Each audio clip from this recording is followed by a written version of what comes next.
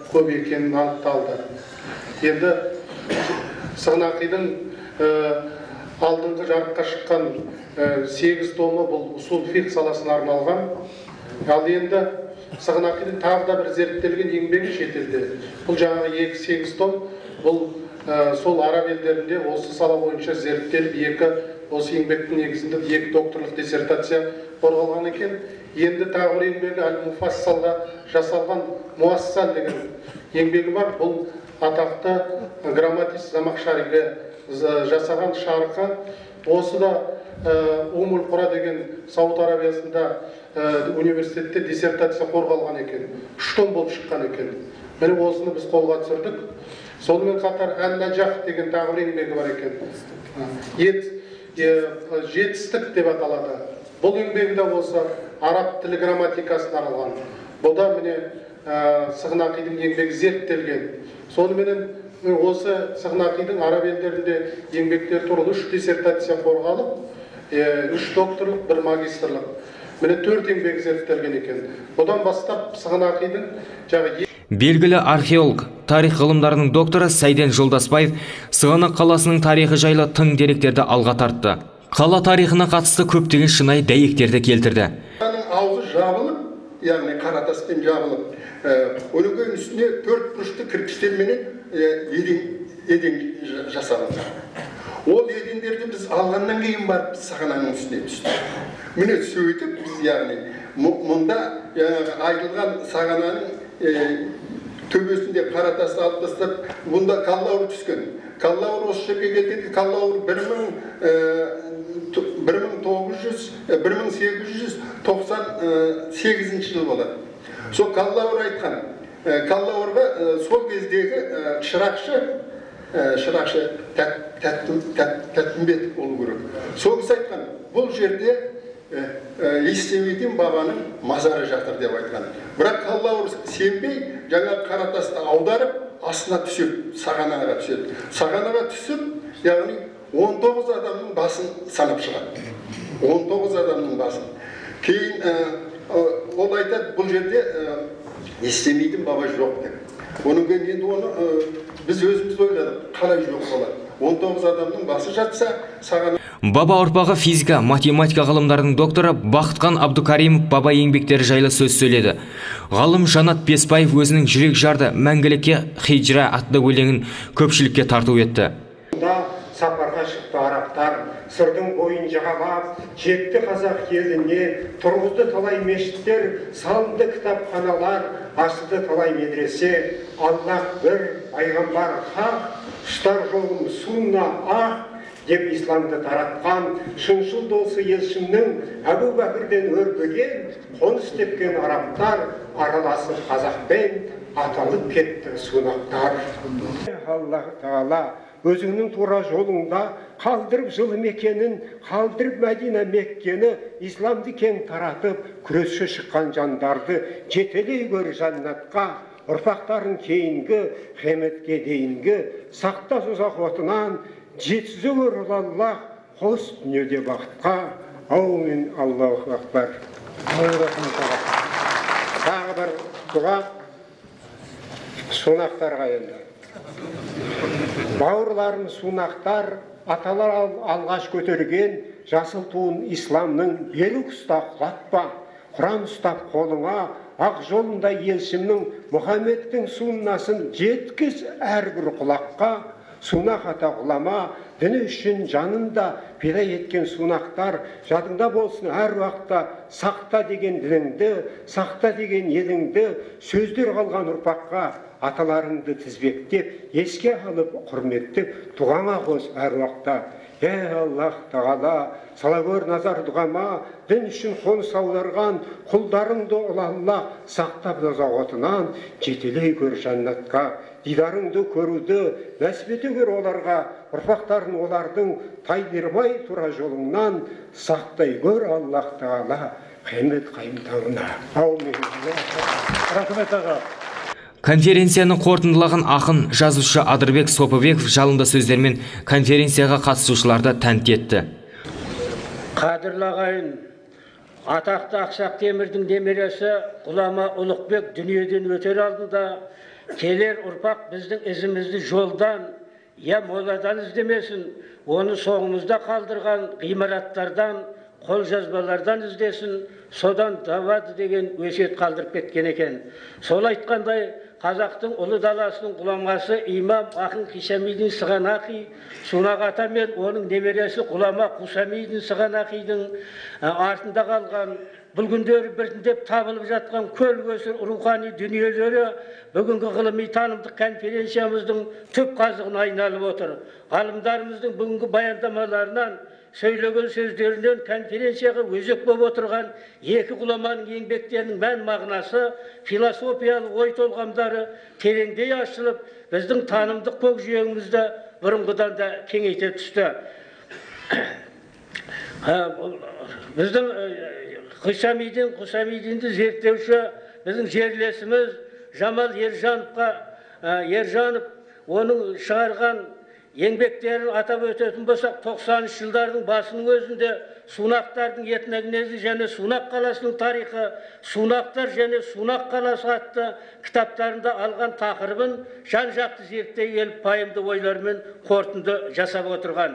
Сондай-ақ Искендер Құдияровтың Сунақ шежіресі, Шайық Асан Құрейші Ас-Сунаның, Асан Сарқұловтың замана көшіндегі дін ақиқаты, Ақ сөйлейік, Бабай Батыр атты кітаптары, Шазында Қаржыұлының Сунақ ата, Тұрсынбек Беспайұлының Әбубәкір Ас-Сыдықтың толықтырылған шежіресі, және бүгін тұсауы кесіліп отырған Хисамидин Сығанақи тұғырлы тұлға атты, және Нұр Мүбәрак университет проректоры, филология ғылымының докторы Шамшадин Керімнің Сығанақ саңлағы атты кітаптарынан Хисамидин мен оның немересі Хусамидиннің ілімінің ислам игілігіне айналғаны жан-жақты көрініп отыр. Ал енді Хусамидин Сығанақидың еңбектерін іздестіріп табуда оның ұрпағы Қазақстан Республикасының еңбек сіңірген мал дәрігері, Жаңақорған ауданының құрметті азаматы, Сунақ ата қоғамдық қорының президенті, иманы жолдас болсын, Қарақожалы Шазында ағамыздың еңбегі айрықша болды. Ол жатпай тұрмай соңына шамал түсіп, премьер-министрдің орынбасары Иманғали Тасмағамбетовке, сыртқы істер министрлігіне қайта-қайта хат жазып, ізінен қалмай жүріп шеңді қозғалтты. Соның нәтижесінде 2004 жылы Хусамидин Сығанақидың 3 томдық 7 кітабы сонау Египеттен республикалық ұлттық кітапханасы арқылы электронды нұсқада алдырып, туған топыраққа оралған бұл құнды дүниені аудандық тарихи өлкетану музейінде тұр. Хусамидин Сығанақидың біраз еңбектерін ізі Дамаск, Бағдат, Каир, Тегеран, Истанбул, Ташкент кітапханалары мен мұражайларында шығып жатыр. Ал Мысырдың ұлттық мұражайында сақталып тұрған, араб тілінде жазылған дұрыс жолмен жүруді түсіндірудің соңы деген бір ғана қолжазбасының өзі 6 папкада сақталған 5048 бет тұрады екен. Бұл не деген еңбек, не деген дүние. Мен 3 мәселеге назар аударғым келіп отыр. Біріншіден, кейбіреулер Хисамидин Сығанақидың Сунақ атаның 16-шы атада Әбубәкір Сыдыққа баратынына және одан бері таратылатын ұрпақтарына күмән келтірушілер бар. Оны жасыруға болмайды. Екіншіден, ел арасында кейбір адамдардың Хисамидин деген болмаған адам, сендердің Хисамидин деп жүргендерің Хусамидин, яғни екеуі бір адам дегенде әңгіме шығып жүр. Үшіншіден, Сунақ деген қана болмаған, Сунақ деп Сығанақ қаласын айтып жүр деген мәселе бар.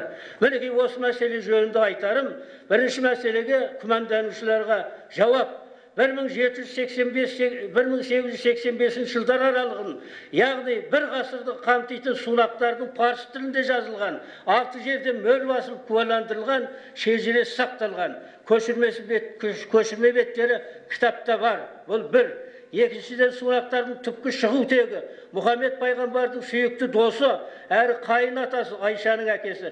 Пайғамбар дүниеден өткеннен кейінгі бірінші халиф болған Әбубәкір Ас-Сыдықтан тарайтындығын 1826-1860 жылдары Бұхарада патшалық құрған Насрулланың қатысуымен, сол заманның ғұламалары мен лауазымды адамдарының, имамдарының сараптауларынан өтіп бекітіліп, мөрлері басылып куәландырылған шежірелі кесте дәлел. Бұл да кітапта бар.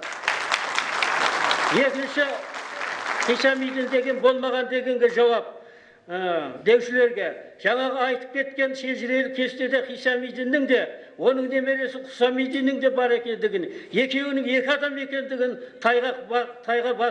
таңба басқандай дәлелдеген. Бұл бір. Екіншіден Хисамидин Сығанақидің Рисала-и Хисамидин Сығанақи және Манахуи Ахмет Яссауи, яғни Хисамидин Сығанақи мен Ахмет Яссауидің өмір жолы туралы деген, яғни атасы Хисамидин мен Қожа Ахмет Яссауи туралы Хусамидиннің жазған еңбегі Өзбекстанның Абу Бакыр Райхан Бируни атындағы Шығыстану институтының кітап қорында сақтаулы тұр. Ташкент жақын ғой, сенбейтіндер болса барып оқып қайтуына болады. Үшіншіден, Хисамидин Сығанақи ғұлама әрі ақын болған кісі. Оның ақындық хикаяттар атты деректі дастандармен танылған. Оның біраз өлеңдеріне 1902 жылы Берлинде басылып шыққан неміс ғалымы Карл Брохменнің араб әдебиетінің тарихы атты томында талдауда жасалған. Төртіншіден, 1927 жылы орыс ғалымы Якубовский келіп Сығанақты зерттеген. Сол зерттеуінде ол Якубовский айтады: бізде сақталған Убайдулла ханның шежіре дәптері бар дейді. Убайдулла хан 1544-1634 жыл 90 жас. Енді соңғы бір дәлел, бүгін осында қатысып отырған болуы мүмкін Сүлеймен Қажы Мырзаұлы, еңбек ардагері, соғыс ардагері. Сол кісі айтады, 1959 жылы Жаңақорғанға бір татар молда келіп дейді, Ленинградтық екен. Ол Совет үкіметі кезінде қудаланып жер аударылып, 3 жылға жер аударылған. Ол Сирияда Дамаск қаласында өтеді соңғы жылын. Сол Дамаскіде жүріп жаңағы татар молдасы, атын ұмытып қалдым дейді. Сондағы кітапханадан Хисамидин Сығанақидің Нихаяның 4 томын оқып шығыпты. Онда Хисамидин туған жері Сығанақ қаласы екенін, кейін Бұқара Самарқандағы діни медреселерді бітіргенін, бұдан соң білімін Мысыр, Арабия, Сирия елдерінде жалғастырғанын айтыпты. Бұл әңгімеден соң молда Сығанақи Хисамидиннің басына барып Құран оқып қайтыпты. Бұл жаңағы татар молдасы осындағы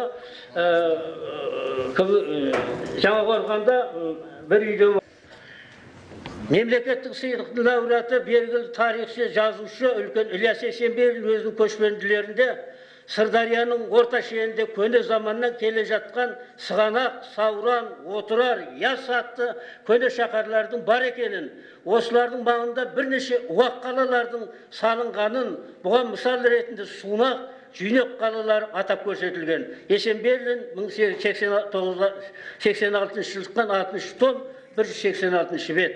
Демек, бұл сыр бойында қазір Жаңақорған өңірінде Сығанақ қаласы да, Сунақ қаласы да болған деген сөз. Екінші, Сунақ қаласы Әбу Бәкір Ас-Сидиқ ұрпақтарының сыр бойына келе бастауынан 7-ші ғасырдың екінші жартысына пайда болған. 11-ші ғасырға дейін Сунақ қаласы деп ауызекі айтылған келген. Содан кейін 18-ші ғасырға дейін өмір сүрген.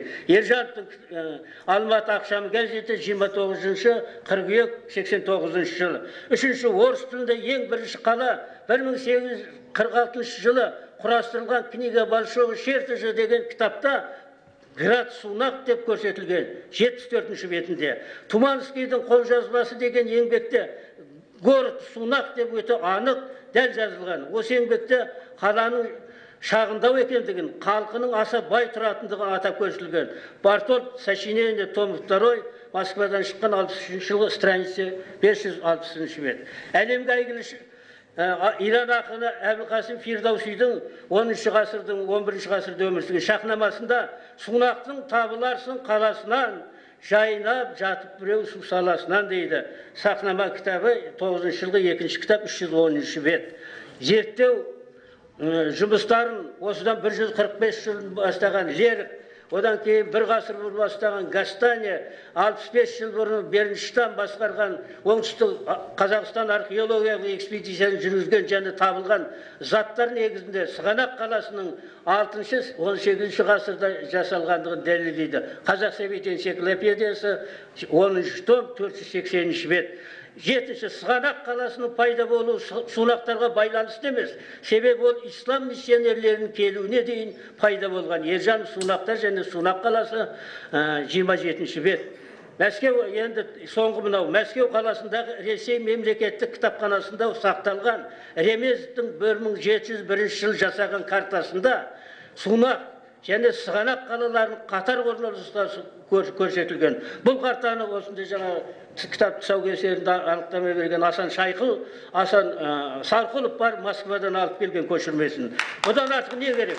Басқа да дәлелдер жеткілікті. Демек, сыр бойында Сығанақ қаласы да, Сунақ қаласы да болғандығын дау туғызбаса керекті. Тарихи дүниені ешкімде аспаннан алып, немесе саусағын сорып отырып жазбайды.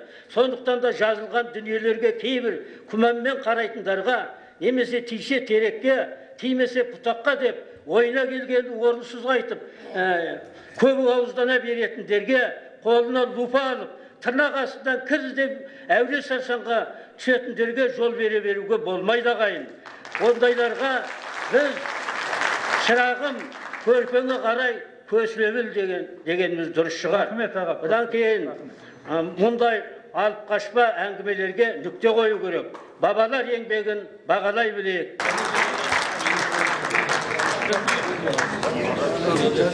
Ауданның мәдениеті мен өнеріне лайықты үлес. Конференция соңынан Хисамиддин Сығнақидың 880 жылдығына орай Сунақ ата ұрпақтары ұйымдасып, Қазақстан жазушылар одағының мүшесі ақын Адырбек Сопыбековке автокөлік мінгізгенді жөн санап, ақынға лайықты құрмет көрсетті.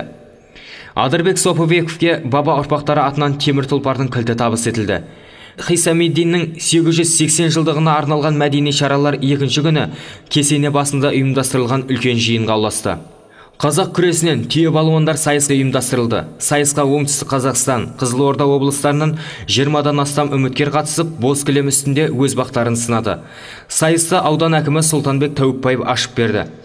Балуандар ішінде халықаралық республикалық сайыстардың жеңімпаздары да болды. Сонымен сайыс қорытындысымен ғұлама ғалым Хисамиддин Сығнақидың 880 жылдығына арналған қазақ күресінен түйе балуандар сайысының 3-ші орын жүлдесін қазақ күресінің спорт шебері, қазақ күресінен әлем чемпионатының жеңімпазы Айбек Серікбаев қанжығасына байласа, 2-ші орын жүлдесін оңтүстік Қазақстан облысының балуаны қазақ самбо